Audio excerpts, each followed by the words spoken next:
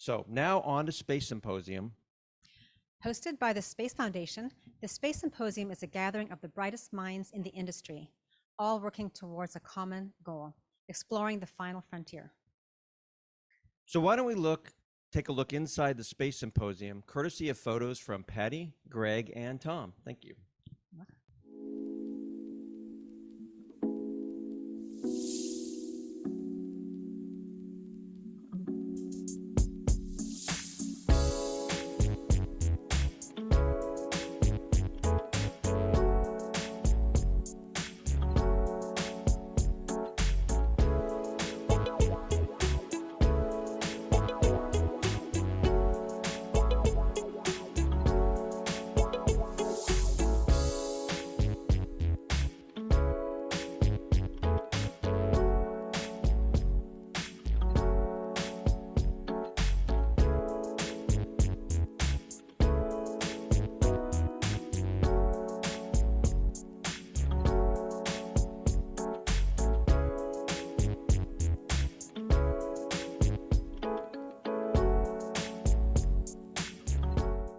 In 1983, a small group of visionary leaders in Colorado Springs saw a need to establish an organization that could, in a nonpartisan and objective manner, bring together the various sectors of America's developing space community and serve as a credible source of information for a broad audience, from space professionals to the public. The Space Foundation fosters, develops, and promotes a greater understanding and awareness among the citizens of the United States and the people of the world of the practical and theoretical utilization of space for the benefit of civilization and fostering a peaceful and prosperous world.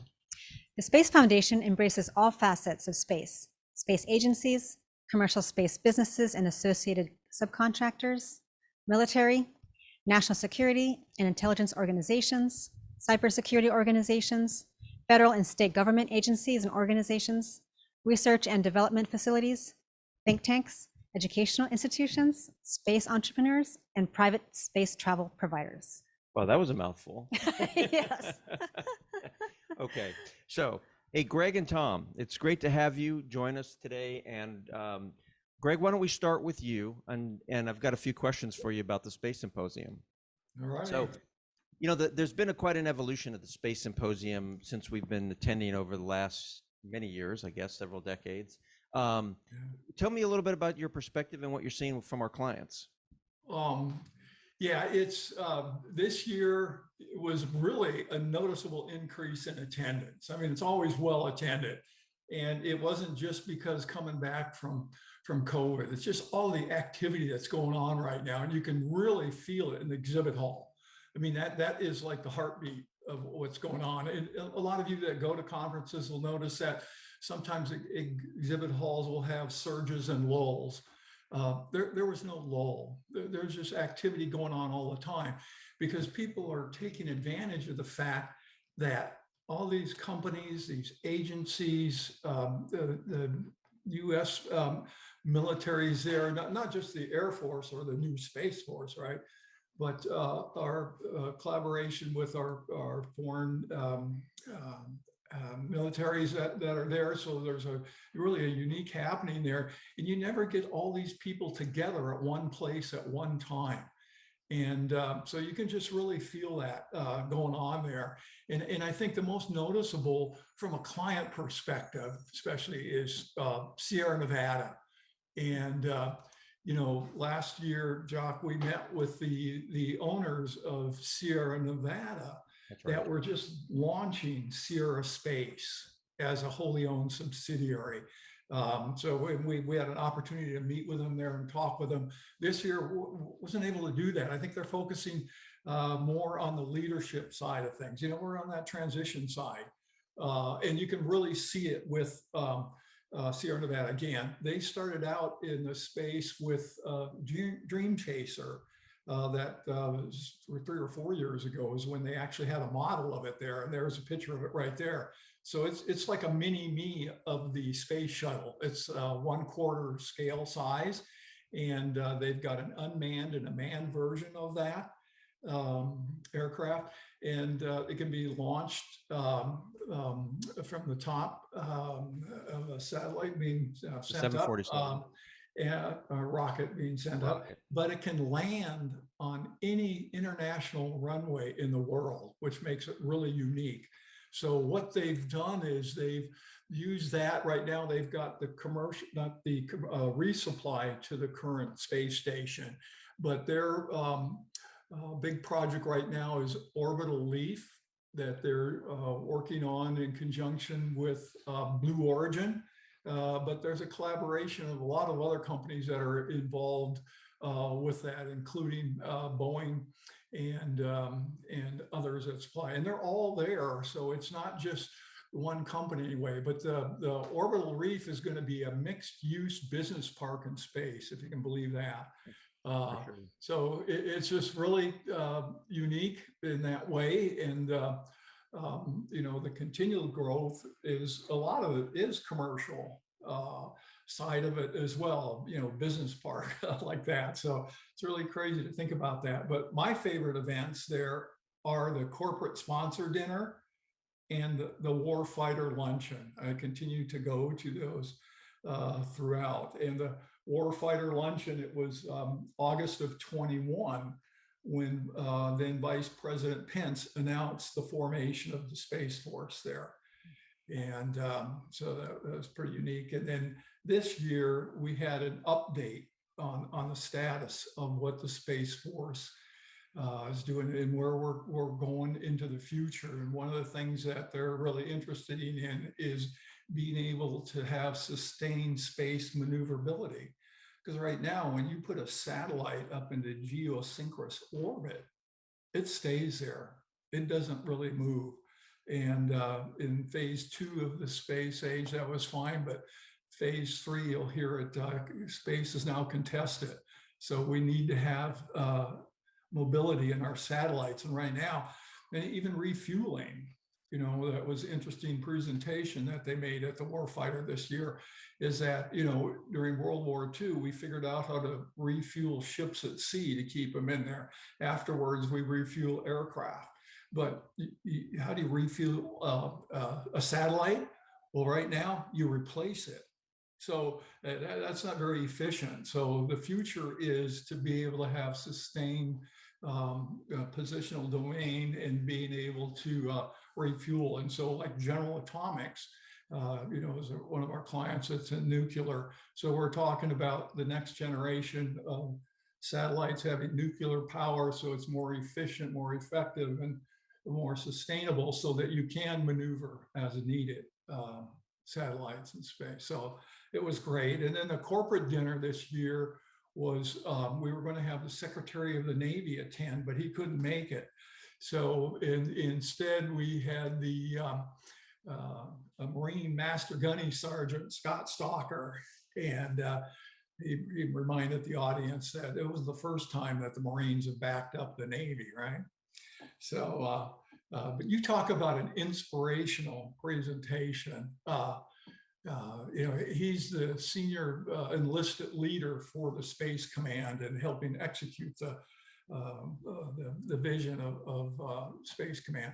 But I'll tell you, 50% of the people at that, when they walked out, were ready to re-enlist. And of course, 95% of us are at least 20, 30 years beyond enlistment. So anyway, it's a great venue. I love the hotel there where they sponsor it, the Broadmoor. That's just a great venue there. And boy, I think Sarah should do an art talk from the Broadmoor. They've got a wide selection of art throughout that building. Yeah, they sure do. Yeah. That's definitely the case. So, well, hey, thank you, Greg. I appreciate you know, you sharing some of your insights and experiences at the event. Tom, why don't we move over to you? I've got a couple of questions for you as well. You bet. You bet, So, Jacque. Tom, I know that the Moon to Mars project was a hot topic this year. What did you learn about that at the conference? Well, the Moon to Mars project really has an analog in the Apollo project from the 1960s. Really, it was a progression of increasingly more technical and discovery of features and steps in getting man to the moon. And so that's what they're doing again with the Artemis program. The Artemis program has a number of stages. There are 5 Artemis launches scheduled between now and I believe 2028 or 2029. The first one has already happened. It was to prove that you could actually get the Orion spacecraft into space and also orbit it around the moon. The next mission is going to be in 2024. It's going to be manned. It's going to involve sending the manned craft around the moon, but not land on the moon. The third one is going to be Artemis. The next one after that is Artemis 3, excuse me. That will be a crewed lunar landing. Prior to that, they will be putting in orbit around the moon, what they call a NRHO, which is basically a waiting station. And that will also include the module, which will allow people to descend to the surface of the moon. That's going to be about a 6-day trip. Artemis 4 and 5 stretch out late into the 2020s, continuing to demonstrate more. But the issue is not just going to the moon, but why? Why is the moon called essential to Mars? And the reason is because launches from the backside of the moon to Mars will take a lot less fuel, and the launch challenges will be a lot lower as well.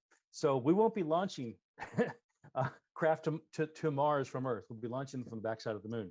And there's a unique little thing that happened a number of years ago that allowed for this discovery. They found out that in the crust of the moon, there are ice crystals, meaning it's water.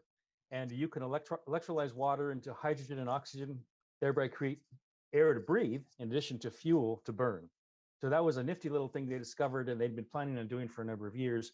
So with that enabled, we can now look at someday, perhaps in the late 2030s, actually launching vehicles headed off to Mars, manned or unmanned. That's great. Well, I'm sure that you got a chance to meet with a number of different clients when you were there. You want to tell us a little bit about that? I did. It was a nice time to re-engage with current clients and new clients. Boeing is one of my bigger clients. There are always new relationships to make with Boeing. It's such a large corporation. Right now, we're pretty well embedded in the R&T organization and in the Boeing Global Services organization. And we're trying to get re-embedded in the space side of Boeing as well. These things take time. They take relationships, but those are being developed, and we are getting on the radar for some of the big space opportunities coming up in the near future. In addition, I have clients, BAE Systems, SAIC, and others. SAIC is a relatively new entrant to the space community, and we've done one project for them last year. Hope to do more for them in upcoming years as well. I've also made some new connections with some new clients as well. There are many smaller entrants with about $1 billion in sales a year, all of them burgeoning, looking forward to taking on the bigger guys. The fact is, the landscape has changed, Jacque and Patty. In the old days, it was during my first tour of the company, Lockheed, Martin Marietta, McDonnell Douglas, Boeing, TRW, and now it's SpaceX, Blue Origin, Blue Halo, Virgin, all these other firms doing this. So it really almost is kind of like the wild, wild west in space. The possibilities are there. The companies are coming from out of nowhere and doing brilliantly. So there really is a lot of opportunity for the industry as well and for us as a company. Well, there's no doubt about that, and it's definitely exciting times. As many of us are here, space buffs, it's definitely exciting when you get a chance to go to that event and to be a part of what's happening and to see, as you said, all of the very new companies that are there. So Patty, what were some of the dominant themes in this year's Space Symposium? Well, one important theme is that we are entering into this new third space age, and that's because it's contested and congested, having to deal with the aggression. And aggression, one theme was that aggression leads to stronger resistance, as we saw with a larger NATO happening now. Another theme was that we are ready to deter and defeat anywhere and anytime. Oh, that sounds like it's definitely heating up, right? Yes. So what are some of the new challenges and threats we're facing in space? And, you talked about a couple of them in terms of things heating up and the congestion, but can you elaborate on that a little bit? Sure. So one is that one of our adversaries are, they do have anti-satellite missions going on, and so we just need to be ready for that. Some of those are like the ICBMs, the hypersonic missiles. So we really are working, the Space Force is working together with all the different agencies to be able to work together.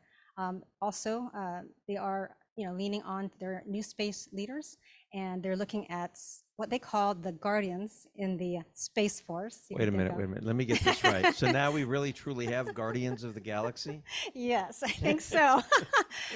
And so what's really is exciting is that they really are trying to innovate with new ideas, getting their new ideas from these new space leaders, and they're actually giving their feedback to the senior leadership.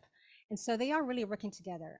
It's very important that we innovate to deal with these challenges, but also dealing with the other agencies like the NRO, just working together as a unified force. Also relying on our allies, That's right. but really the talent of our future leaders.